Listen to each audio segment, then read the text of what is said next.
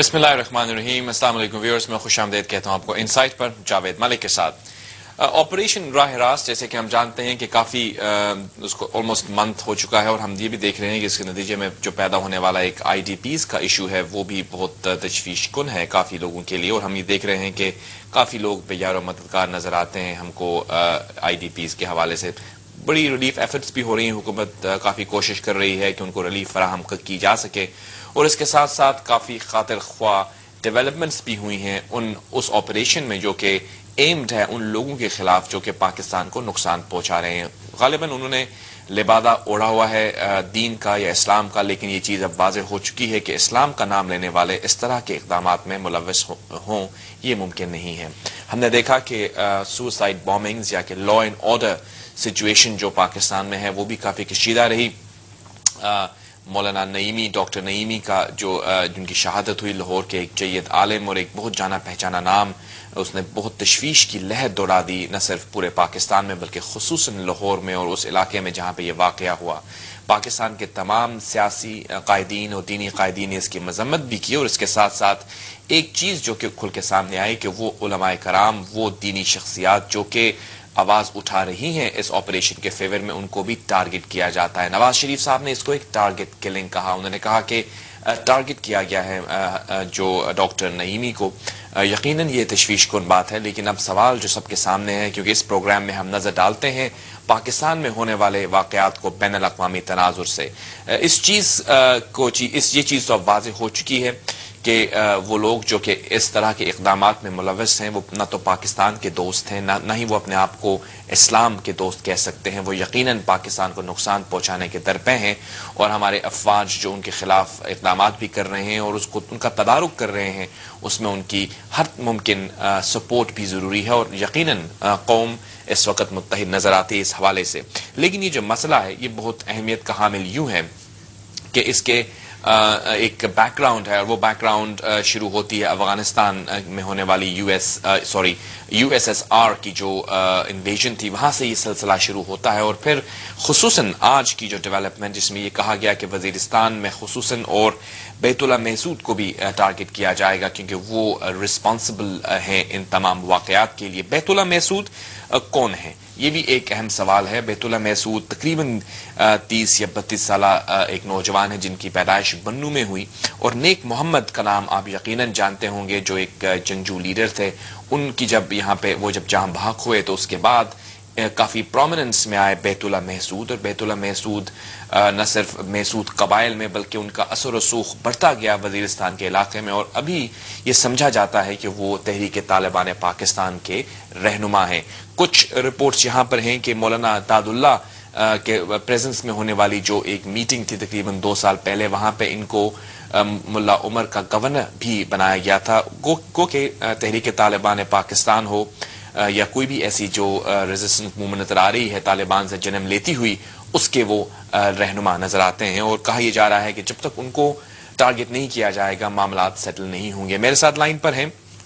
اس وقت پاکستان سے general retired حمید گل صاحب، سابق سربراہ ISI کہ ان سے بھی ہم بات کریں گے، اور اس کے بعد پھر ہم چلیں گے لندن اور مشرق وسطیٰ میں موجود کچھ شخصیات سے، ان سے پوچھیں گے کہ دنیا کس طرح سے دیکھ رہی ہے پاکستان میں ان اہم واقعات کو. السلام علیکم جنرل صاحب.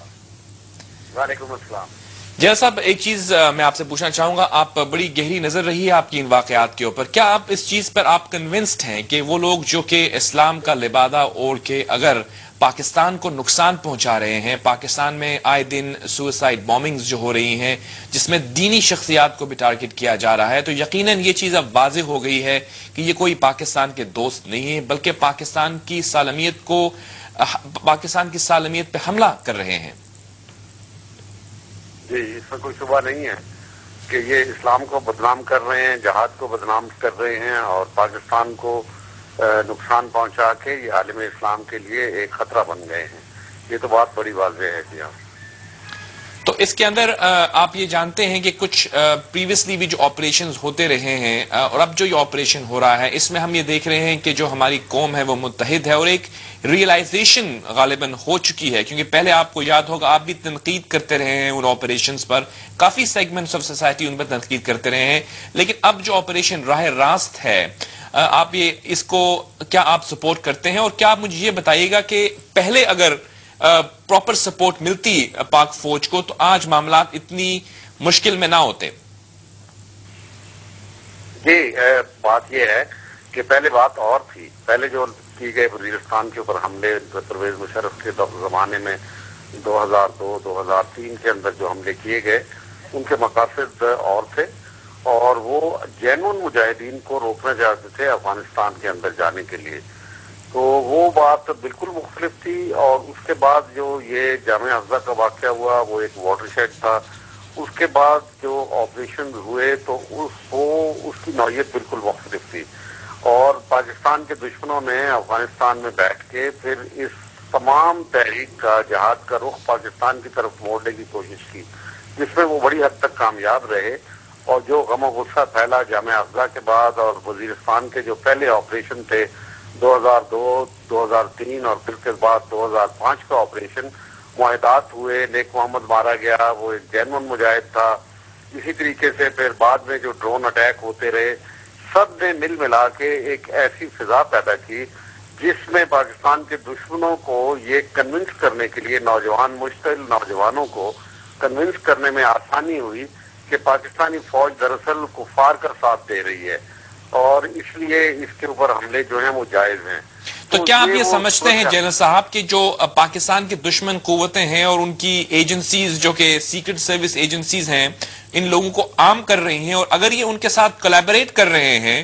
اور خود وہ اپنے آپ کو مسلمان بھی کہتے ہیں اور پاکستانی بھی ہیں، تو کیا یہ ایک ٹریزن کا ایکٹ ہے؟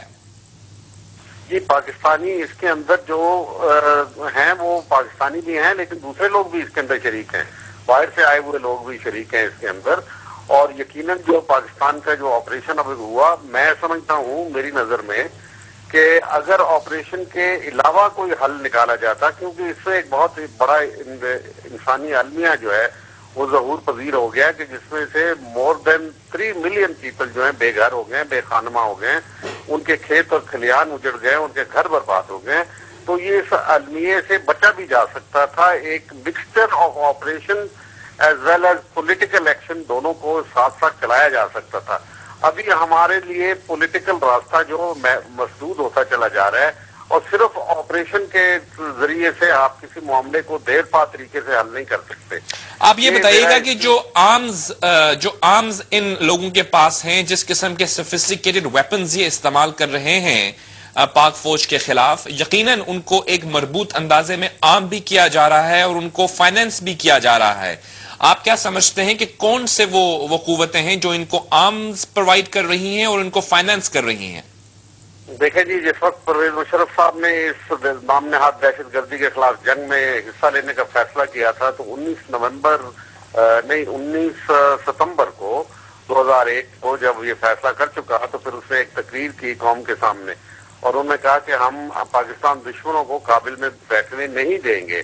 اور یہ جنگ بہت جلدی 1 مہینے میں رمضان کے مہینے میں ختم ہو جائے گی اس سے پہلے.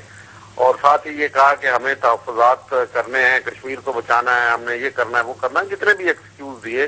وہ سارے کے سارے غلط ثابت ہوئے، بلکہ پاکستان کے دشمن آ کے نہ صرف کابل میں بیٹھے بلکہ ڈیورنٹ لائن کے اس پار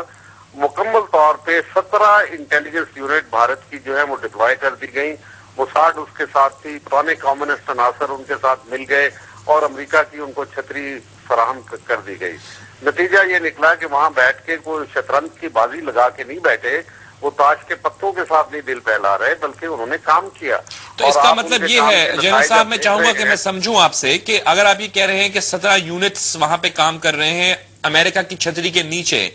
امریکہ تو ان کو فائٹ کر رہا ہے. ادھر سے تو آپ کہتے ہیں کہ امریکہ جو ہے وہ پاکستان کو یہ کہتا ہے کہ آپ ایلیمنیٹ کیجئے ان لوگوں کو، وہاں سے آپ فرما رہے ہیں کہ امریکہ کی چھتری کے نیچے وہ لوگ ایکٹ کر رہے ہیں. معصومیت کی بھی کوئی انتہا ہوتی ہے ملک صاحب. امریکہ کو تو بہت فائدہ پہنچا اس کا کہ اگر وہ پاکستانی افواج کے ساتھ پاکستانی ٹیریٹری میں لڑ رہے ہیں تو اس کا مطلب ہے کہ افغانستان